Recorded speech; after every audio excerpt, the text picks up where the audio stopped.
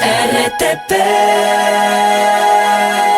Para saber qué está pasando en la crisis judicial que vivimos, en cambio vamos a tener un experto, un constitucionalista que ya nos está acompañando en pantalla en este momento. Se trata del doctor Rafael Ollarte. Buenos días, doctor. Qué gusto tenerlo nuevamente con nosotros. Buenos días, doña María Fernanda. Placer estar con usted y con todos los amigos de RTP. María Fernanda es la que está al lado mío. La que le está saludando es Doménica Tabaqui. Así que Doña váyanme Doménica. corrigiendo. Estoy ahí. Gracias, doctor. Bromas. Bromas de viernes. Cambien lentes.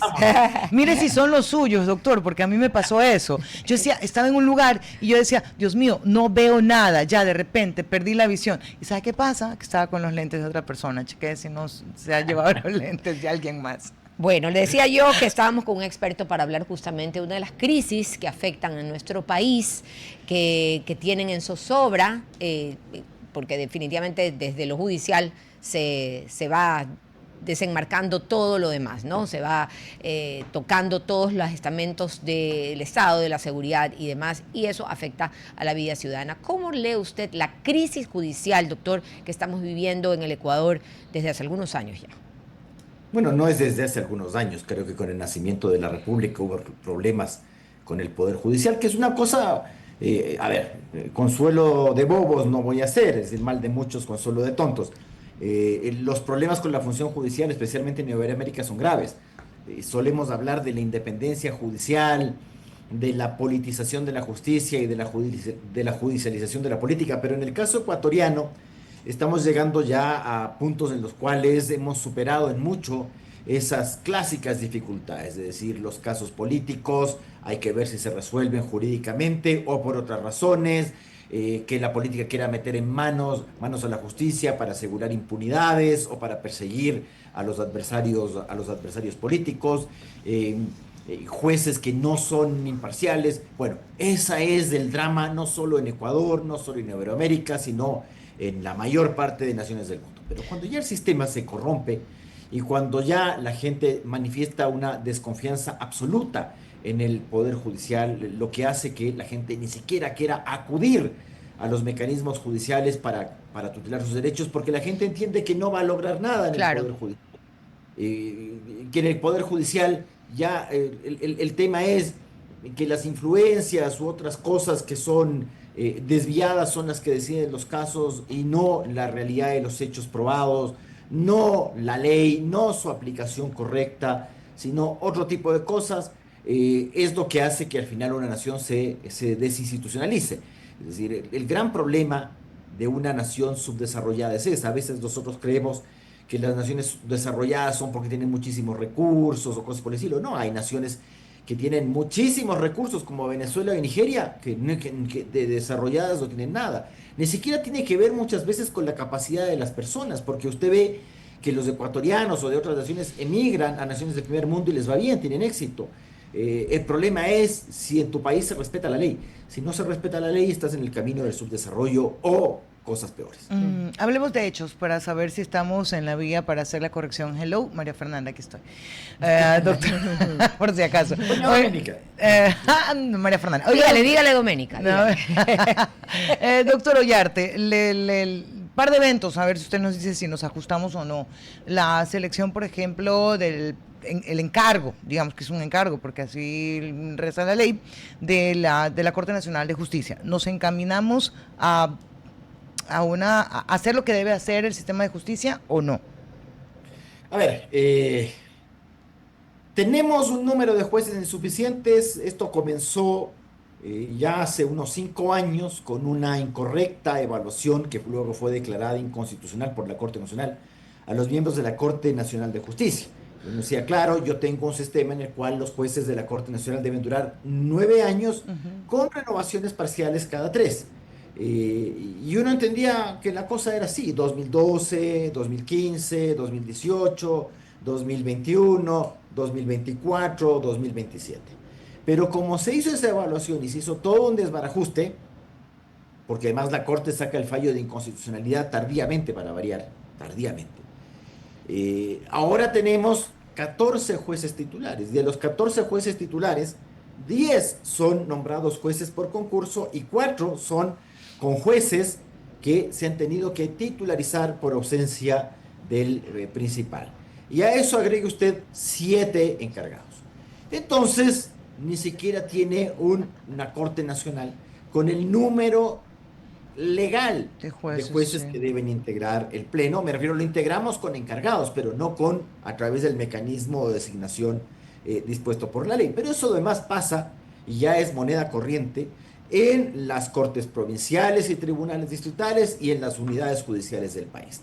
Muchas de las cuales un juez de una unidad judicial tiene que hacerse cargo de otra unidad judicial y a veces de 3 unidades judiciales y tiene que estar...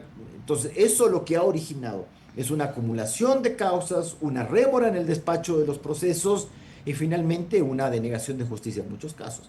Cuando los casos además llegan a la Corte Constitucional, se demoran años ahí, bueno, creo que lo hemos hecho bastante bien para desinstitucionalizar el país. Es decir, instituciones muy bonitas en la Constitución, pero en la realidad de los hechos, pues nada de lo que dice la Constitución se ha cumplido. De hecho, el mismo tema del nombramiento del presidente del Consejo de la Judicatura, que tenía por finalidad asegurar la independencia judicial, porque de la terna que envía el presidente de la Corte Nacional de Justicia sale el presidente nato del Consejo de la Judicatura.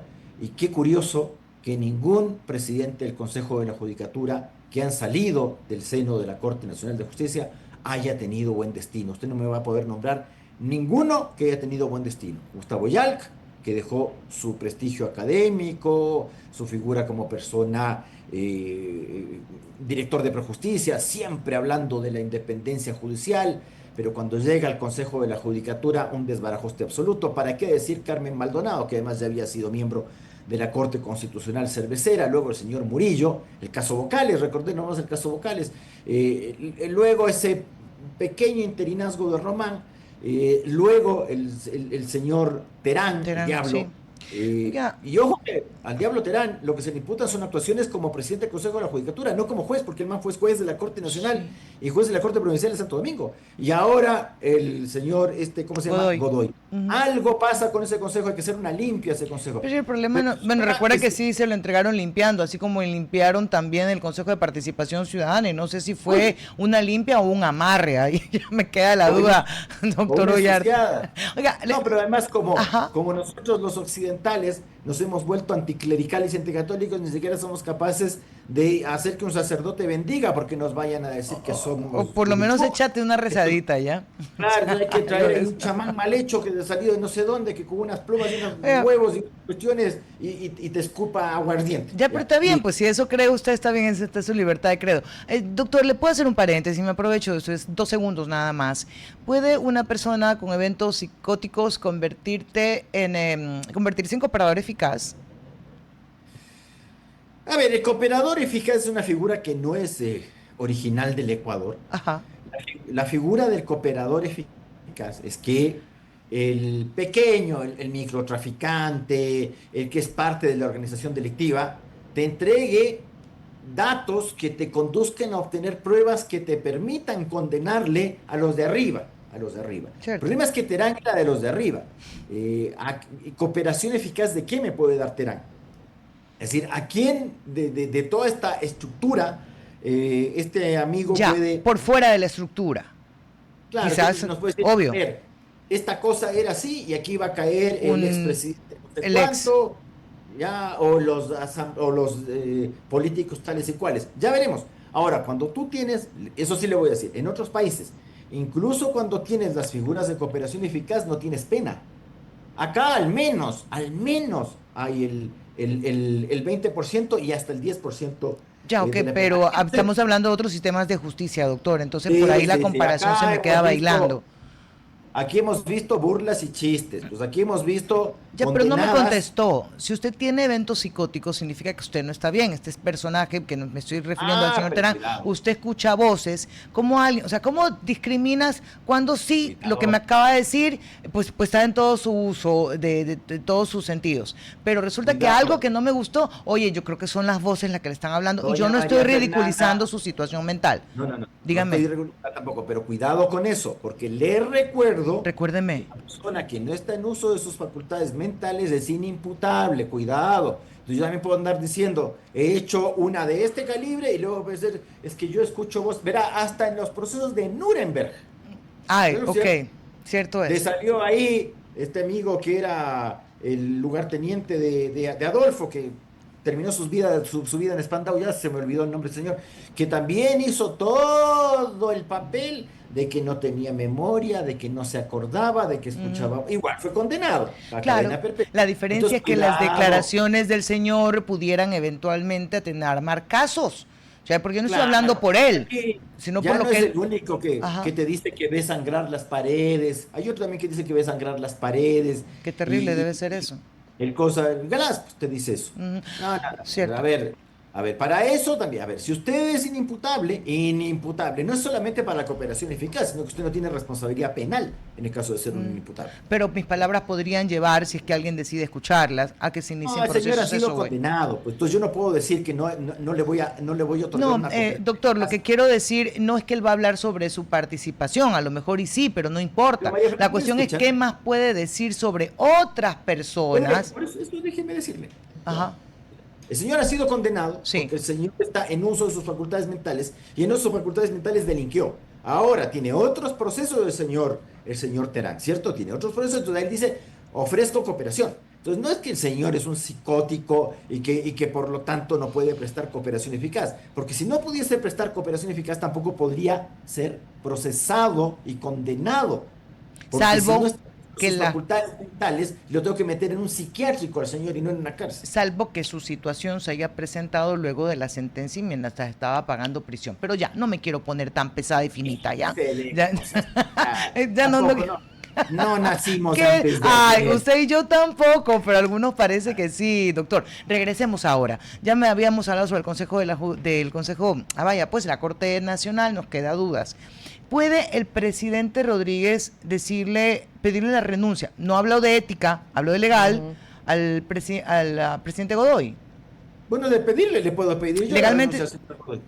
Pero ok. no, el señor es es un funcionario, primero que no ha sido nombrado por la Corte Nacional de Justicia, Ok. fue nominado en una terna y el que le designó es el Consejo de Participación Ciudadana, es decir, el ente nominador es el Consejo de Participación Ciudadana y no la Corte Nacional de Justicia. Así es que los pedidos o no de renuncia.